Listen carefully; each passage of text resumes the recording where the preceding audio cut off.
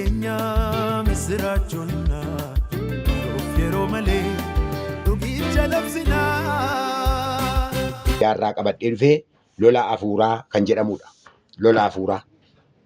Lola afuuraa kanaafi yegiddigaa sagalee waaqayyoo keessaatii argachuu danda'uun irra jiraata. Sababii ta'eef sagalee waaqayyoo keessaatii dubbifanneetu gara sanattan isin geessuu yaala. Maqaan waaqayyoo bara baraan eebbifamu. Roomee boqonnaa 13 lakkoofsa 1-14 irraa Roomee boqonnaa 13 lakkoofsa 1-14 irraa akkana jedha. Yeroo itti duraa amanne caalaa amma guyyaan fayyinaa waan dhiyaateef yeroon kun yeroo itti irra dammaqu innis isinirra jiru ta'uu isaa beeka. Halkanichi sokkee guyyichis dhiyaateera. Kanaafis kottaa hojii dukkana keessa hojjetamu ofirraa fuunee gannee mi'a lolaa isaa ifa keessaa ittiin hojjetan hin hidhanna jedha. Maqaan waaqayyoo bara baraan eebbifamu. Akkuma kanallee Qorontoos lammaffaa boqonnaa 10 lakkoofsa 3-5 isa jirus nama foonii taane iyyuu akka yaada fooniitti nama lolla miti. Mi'a waraana keenyaa mi'a da'oo jajjabaa jigsuudhaaf waaqayyoof hojjechuu danda'udha malee mi'a namni foonii ittiin hojjetu miti. Yaada amansiisaa hin qabne isa nama wallaalchisuuf qophaa'es hin diigne waanuma ogummaa waaqayyoo gufachiisuudhaaf dura dhaabatu hundumaa diignee yaada namootaa Kiristoosiif hin abboomsisiif hin boojina. Erga isin raawwattanii abboomamtanii nuyis immoo abboomamuu diduu hundumaa adabuudhaaf qophoofnee jirra. Ameen. Maqaan waaqayyoo bara baraan eebbifamu. Sagalee kanarra dhaabadheetan sagalee kana lamaanuu kan dubbatu nama waaqayyoo Phaawulosidha. Ergamaa Phaawulostu dubbata. Kanarra dhaabannee kadhannee gara sagalichaatti olii wajjin deemna. Yaa waaqayyoo abbaa keenyaaf gooftaa keenya gargaarsa keef gaarummaa kee hundumaaf maqaa Yesuus nama Naazreetiin galanni ulfinni guddaan siif haa ta'u. Ati jabaadha, guddaadha, amanamaadha, danda'aadha. Waaqaaf lafarratti maqaan kee haa eebbifamu. Amma immoo sa'aatii kana yaa waaqayyo gooftaa sin kadhadhaa. Ergaa fuula kee duratti qabadhee dhiyaadhe kanaaf maqaa Yesuus Kiristoosiin yaa waaqayyo gooftaa humna keetiin, hafuura keetiin, ayyaana keetiin na gargaartee namoota kana biraan ga'uu akka danda'uuf maqaa Yesuusiin ayyaana akkanaa baay'iftuuf maqaa Yesuusiin adaraa hidheen si kadhadha. Yaa waaqayyo waan hundumaa waan gootuuf galanni siif haa ta'u. Maqaan kee haa eebbifamu. Maqaa Yesuusiin ameen. Galanni waaqayyoof haa ta'u. Sagalee kana egaati olii wajjin ilaalaa deemna. Gabaabaatti Phaawulos gaafa dubbatu nuyi jedha akka nama fooniitti yoo deddeebine iyyuu akka amala warra biyya lafaatti hin lollu jedha. Akka warra biyya lafaatti immoo hin lollu. Warra Qorontoositti gaafa dubbatu. Akka warra amala yaada namootaatiin yoo deddeebine iyyuu akka warra biyya lafaatti immoo hin lollu. Lolli keenya lola akkasii miti. Lolli keenya lola akkasii miti. Lola biyya lafaa wajjiniin ol fakkaatu. Rooma keessatti immoo gaafa dubbatu dukkanichi darbeera jedha. Ifni immoo dhufeera jedha. Egaatii ka'a hojii isa biyya lafaa sana keessaa hin dhiifnee isa kan waaqayyoo ta'e sanatti uffanna. Maqaa waaqayyoo bara baraan eebbifamu. Kanaafi maal jechuun barbaadaan lola afuuraa waan jedhamu irratti dubbachuu barbaada. Lola afuuraa. Lolli afuuraadhaa sagalee waaqayyoo keessatti kakuu moofaa keessatti gaafa dubbatus kakuu haaraa keessattis gaafa dubbatu lolli afuuraadhaa kallattii adda addaadhaan ibsamaa dhufee nu bira ga'ee jira. Maqaa waaqayyoo bara baraan eebbifamu. Kakuu moofaa keessatti seera uumaa boqonnaa 2 irratti gaafa dhannee jalqabnu waaqayyoof nama gidduutti wanta ta'e argina. Waaqayyoof nama gidduutti wanti ta'e suni garaagarummaan ba'e suni lola afuuraadha. Lola afuuraa ta'edha. Walitti bu'insa kan uume akka namni walitti bu'u kan godhe eenyudha inni seexana. Seexanatu namaaf waaqayyo akka inni walitti bu'u goosise. Lola afuuraa kee galaniiru jarri. Dhuftanii immoo naa ilaaltan ammas boqonnaa seera uumaa boqonnaa 2 irratti immoo boqonnaa 3 irratti immoo Addaamiif Yohaan ofii isaaniitiif walitti bu'an. Addaamiif Yohaanis walitti bu'aniiru. Namaaf waaqayyos walitti bu'aniiru. Addaamiif Yohaanis walitti bu'aniiru. Akkuma kana immoo boqonnaa 4 immoo gaafa dhattanii ilaaltanii Qaayeliif Abeel waaqayyoo fi Addaam walitti bu'aniiru. Maatiin Addaam walitti bu'aniiru. Abeliif Qaayelis walitti bu'aniiru. Kun kana maaltu hojjete gaafa jennu seexanatu hojjete. Lola afuuraadha kun. Namoonni seeraan qabeessaan akka isaan hin deddeebineef, namoonni jireenyi isaanii toora waaqayyoo keessa galanii akka isaan hin jiraanne wanti godhanii lola afuuraa isaan mudate. Maqaa waaqayyoo bara baraan eebbifamu. Lola afuuraa isa kana irratti Phaawulos gara kakuu haaraatti gaafa dhufnu Phaawulos bal'inaan ka'a. Sababii ta'eef isa kana gara boodaatti itti dhufnee waan olii wajjin ilaallu ta'a. Egaati manfasaawwii uggiyaa yookaas immoo lolli afuuraa kan jedhamu kun kakuu moofaa keessatti maal fakkaata? Kakuu haaraa keessattis maal fakkaata? Kakuu moofaa keessatti Akkuma nama isinitti hime kakuu moofaa keessatti inni tokkoffaani Addaamiif Hewaan gidduutti wanta ta'e argina. Inni lammaffaani Abeeliif Qaayil gidduutti wanta ta'e argina. Inni sadaffaan immoo Israa'elootaa fi Waaqayyo gidduu. Israa'eloota gaafa jennu namoonni Israa'eliin lolan namoota baay'eetu ture. Kutataani dhalootaatiin namoota baay'eetu Israa'el irratti ka'umsa addaa lola adda addaa banaa turan. Isaan kunis fakkeenya naan isinitti muu fedhee warra Gibsiidhaaf Israa'el gidduutti lolli ta'eera. Warra Miidiyaamiif Israa'el gidduutti lolli ta'eera. Warra Amaaleqiif Israa'el gidduutti lolli ta'eera. Warra Filisxeemiif Israa'el gidduutti lolli ta'eera. Kana kan fakkaatan lola guddaatu ta'e kakuu moofaa keessa. Kun lola hafuuraa isaan mudateedha kakuu moofaa keessa. Lola hafuuraa isaan mudate. Maqaan Waaqayyoo bara baraan eebbifama. Kakuu haaraa keessatti immoo lolli kun maaloodha gaafa jennu lolli akkamiiti kakuu haaraa keessatti immoo lolli nuu lollu. Gaafa jennu lola akka warri biyya lafaadhaa wal lolan itti miti kan hin lollu.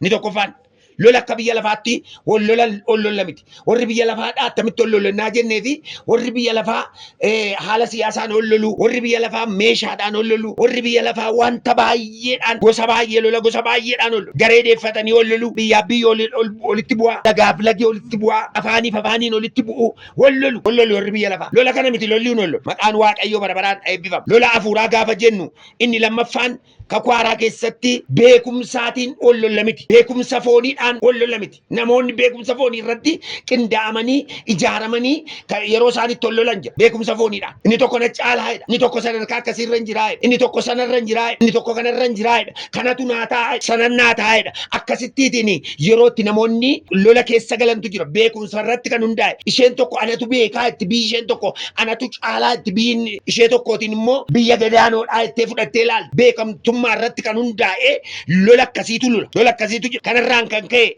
waldaa kiristaanaa keessallee yeroo inni galee jeequmsa adda addaa uumu argina. Fakkeenyaaf lola beekamtummaa irratti hundaa'e kanaan waldaa kiristaanaa keessatti gaafa galee lolli kun babaay'achaa adeemu see tokko maal ta'a? Wanta seexanaa wajjin ol lollu fakkaate, waan seexanaa wajjin ol lollu fakkaate, waan seexanaa morminu fakkaate yeroo nuti kan siyaasaa wajjin ol nu jalaa makamu warra siyaasaa hojjetanii wajjin gaafa oollu oduu siyaasaa kana gaafa dhageenyu waldaa kiristaanaa keessas finnee sanatti mannee wanta tokko calaqqisiisuu fi yeroo inni itti nu mudatutu jira. Galanni Waaqayyoof haa ta'u. Kuni waldaa kiristaanaa kee dhufee gala. Waldaa kiristaanaa kee dhufee calaqqe. Waldaa kiristaanaa keessa dhufee sochii mataa isaatii geggeessa. Isa biyya lafaarraa dhagaan, isa mandara kee dhagaan, isa waajjira adda addaa keessaa dhagaan, isa namootarraa dhagaan, siyaasaa wajjin ol qabsiisanii waldaa keessa dhufanii waldaa keessatti yeroo ittiitiin mormii adda addaa dhageessisan kun sirrii miti. Akka macaafni qulqulluu jedhu sirrii miti. Macaafni qulqulluun mormuun kan nurra jiraatu inni tokkoof tokko kan ta'e seexanaan mormina. Seexana diina keessaniin mormaa inni isin dhiisee baqataadha macaafni qulqulluun. Seexana diina keessaniin mormaa isa gara biraanoo seexanaan mormina. Hafuura hamaan mormina.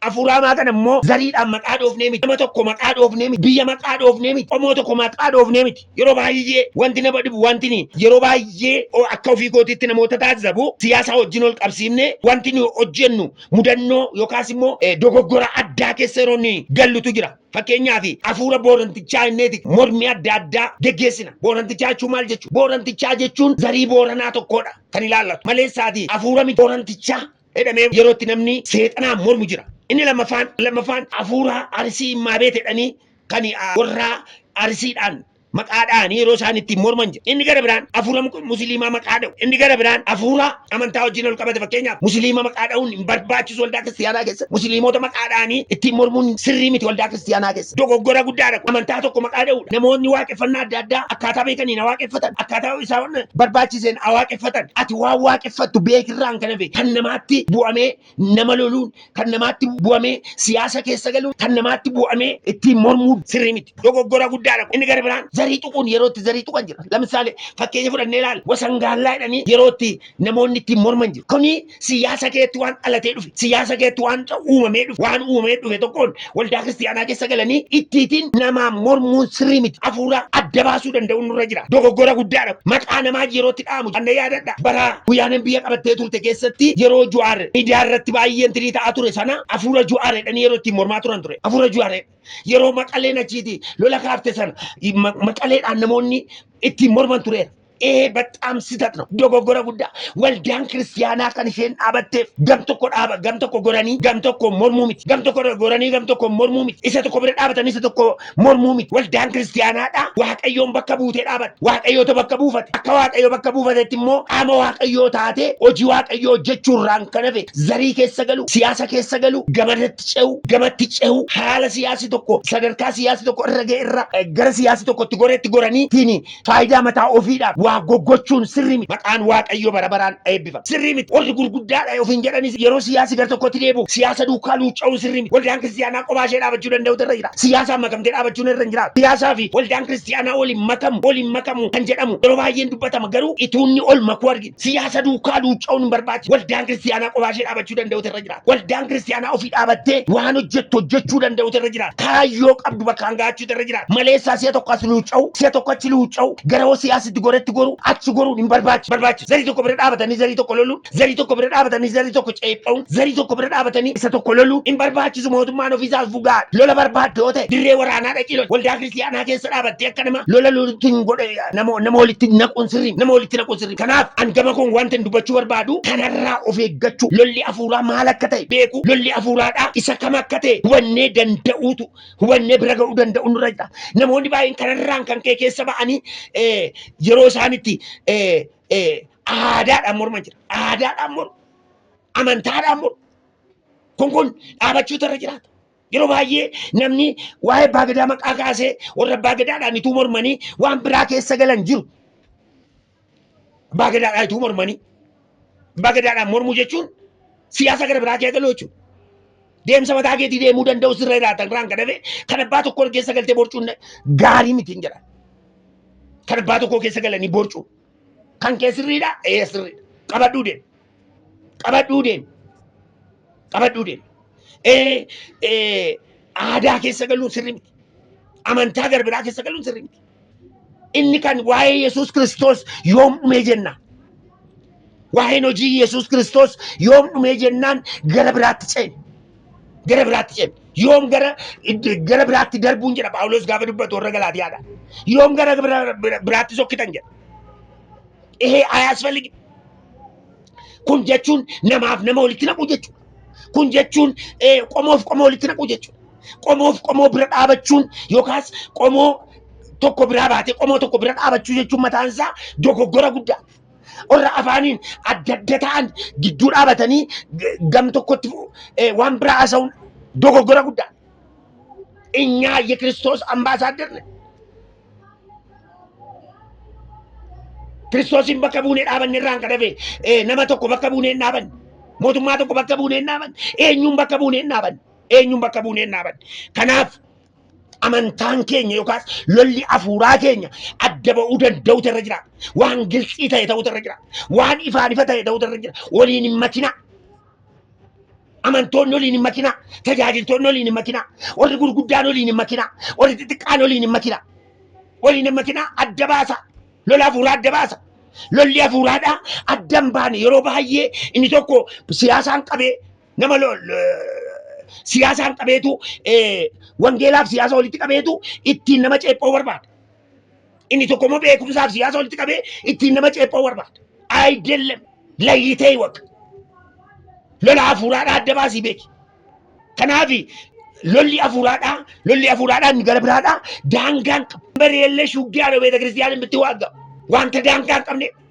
as dhaabannee lola hafuuraadhaa as dhaabannee biyya Ameerikaa keessatti as dhaabannee iddoo adda addaa irratti as dhaabannee irratti lola loluu dandeenya kan keenya Maqaleedhaan hin daanga'u kan keenya Oromiyaadhaan hin daanga'u kan keenya Amaaraan hin daanga'u biyyoota hundumaa keessa gaafa gallu immoo nama maqaa dhoofne miti amantaa maqaa dhoofne miti jitii tokko maqaa dhoofne miti dhaabbata tokko maqaa dhoofne miti mootummaa maqaa dhoofne miti hafuurichaan mormina hafuura isa biyya lafaa kana kontirool godhe hafuura isa biyya lafaa kana sammuu ishee qabeenyaa ishee maal ishee xaxa'iru kanaan mormina maqaan Waaqayyoo bara baraan eebbifama kana adda baafachuu danda'utu nurra jiraata jedhee yaada innaa afuura wasangaallaa isa jedhamu afuura boorantichaa isa jedhamu arraa kaasamee kallattii adda addaan toora qabachuutu irra jiraata maqaan Waaqayyoo bara baraan eebbifama kana ta'uu yoo baate qaamni tuqame seeratti si dhiyeessuu danda'a.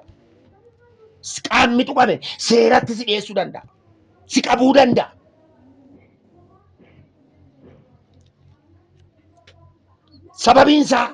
Sababiinsaa wanti nu gochuu dandeenyu maqaa Yesuusiin. Maqaan Yesuus hundumaarra caala. Maqaan Yesuus billaa qalamaatidha macaafni qulqulluun gaafa dubbatu. Maqaan Yesuus abidda bobaadha. Maqaan Yesuus wanta inni hojjenne hin jiru. Waan baay'ee hojjeta. Waan gurguddaa hojjeta. Gaara diiga. Galaana garaagara hira. Galaana garaagara hira. Kanaafi maqaa adda addaa itti dabalachuu nu barbaachisu. Maqaa adda addaa itti dabalachuu nu barbaachisu. Maqaan Gooftaa bara baraan eebbifama. Yoo itti dabalachuu barbaadde itti dabalachuu dandeessa garuu sin fayyadu. Zarii abbaa keetiyyuu zarii maaloo keetiyyuu itti dabalachuu dandeessa garuu sin fayyadu. Sin fayyadu. Ayixaqmeen. Dhuguma amantoota yoo taane, dhuguma tajaajiltoota yoo taane, Yesuusin bichaa baqinu. Maqaan Yesuus Kiristoos duwwaan nugaa. See tokko kaabaan baanee, see tokko lixaan baanee, see tokko kibbaan baanee, see tokko immoo ba'aan gara ba'aatti achi deemnee, see tokko giddu galeessa wanti funaannee ittiin waldaa kiristiyaanaa intinii gochuun barbaachisu. Haa ta'u ituu ta'eeyyuu kallattii tokko duwwaa beerii tokko irra duwwaarra naanna'amee maqaa dha'uun maal barbaachisa? ራሱ በጣም ማሰብ የነበረበት ጉዳይ ነው እና ከናፊ ሴራን ኢትያዱ nu barbaachisa. Waldaa kiristiyaanaa dhaqee dhaabattanii biyya tokko naannoo tokko maqaa dhooftanii illolina. Waldaa kiristiyaanaa keessa dhaabattanii maqaa naannoo tokko dhooftanii ittiin hin mormina. Sitatu ነው.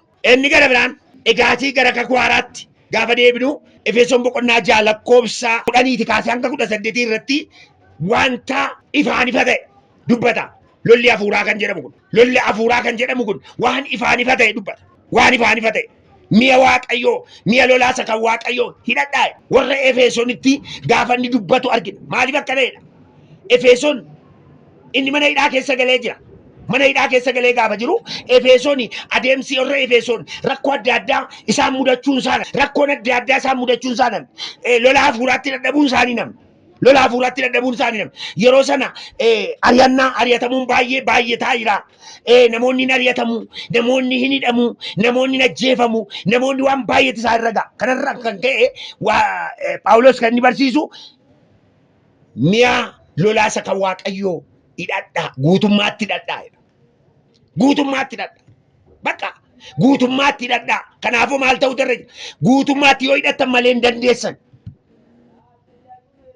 Guutummaatti yoo hidhattan malee saati lola kana hin dandeessan. Maqaan Waaqayyoo bara baraan eebbifamu. Lola hafuuraa kana loluuf maaltu nu barbaachisa? Lola hafuuraa kana loluuf meeshaa maaliitu nu barbaachisa? Waan jedhamu wanta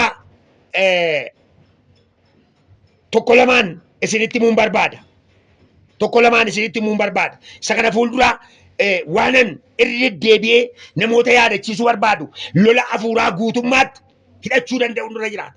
Guutummaatti aanduun labseen aanduma ta'uu yallabbiin tokko hidhannee tokko dhiisuu nurra hin jiraatu. Guutummaadhaa guutuutti fakkeenya fudhattanii ilaaltanii bara Daawit keessa Saamu'eel Sadaa boqonnaa 17 gaafa dhaqxanii ilaaltan Saa'ol kan inni ittiin jedhe kaabbaa yookaas immoo uffata rifeensa mataadhaa kaasee amma qeensa miilla isaatiitti jireenya isaa haguugu itti uwwisuu barbaade Saa'ol.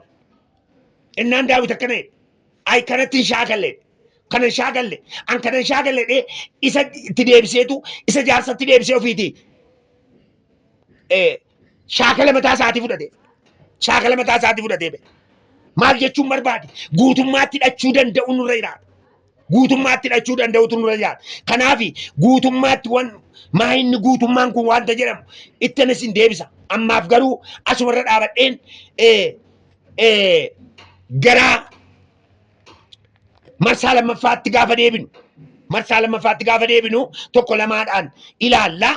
Ammaaf kana beekuu danda'utu nurra jiraata. Maalin isiniin jedhe marsaa saduraa kana irratti wanta isiniin jedhe wanti isin yaadattan lola hafuuraa kan jedhamu lolli afuudhaadhaa kakuma baa keessatti maal ture addaamiif yo'aan gidduutti lolli tureera waaqayyoof addaamiif yo'aan gidduutti lolli tureera akkuma kana immoo abeliif qaayil gidduutti lolli tureera lolli kun lola maaliiti lola afuuraati lola afuuraati kakwaaraa keessatti kan inni lollu lola akkamiiti kan hin jedhamu akka lola foonitti lola miti lolli fooniidha maa inni in dhukaasu akkaataa adda addaan siistemii adda addaatiin ol irratti dhukaaftee biyya lafaadhaa amma kunoo addunyaan yeroo isheen olitti galagaltee ol fixaa jirtu lola Ameerikaaf Iraan lola Israa'eliif Iraan kana innaa fudhatnee ilaallee fi lola akkasii miti lolli nu lolu lola akkasii miti lolli lolu inni gara biraan lola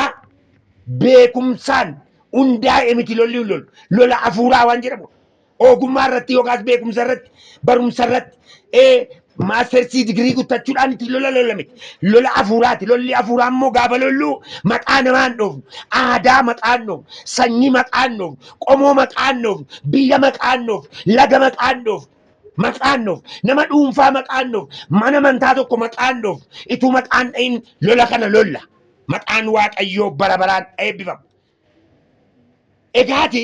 egaati lolli nu lollu lola daangaan qabneedha waan jedhamuun jedhee raawwadhee asumaan Efesoon boqonnaa 6 lakkoofsa 10-18 irratti immoo lolli nu lollu lola akkamiiti waan jedhamuutu irra ga'een dhaabadhe kanaaf isa kana akka kanattiin adeemna marsaa lammaffaa irratti walitti deebina waaqayyo baraaf jireenya keessan eebbisu nan kadhadhaa asuma irratti yaa waaqayyo abbaa keenyaaf gooftaa keenya gargaarsa keef gaarummaa kee hundumaaf maqaan kee bara baraan eebbifamu ati jabaadha guddaadha si haa galatu amma immoo sagalee dhageenya kana yaa waaqayyo gooftaa akkati nuuf ibsitu akkati nuuf eebbiftu maqaa Yesuusiin adaraa hidheensi kadhadhaa waan hundumaa waan gootuuf galanni siif haa ta'u bara baraan maqaan kee haa eebbifamu maqaa Yesuusiin ameen.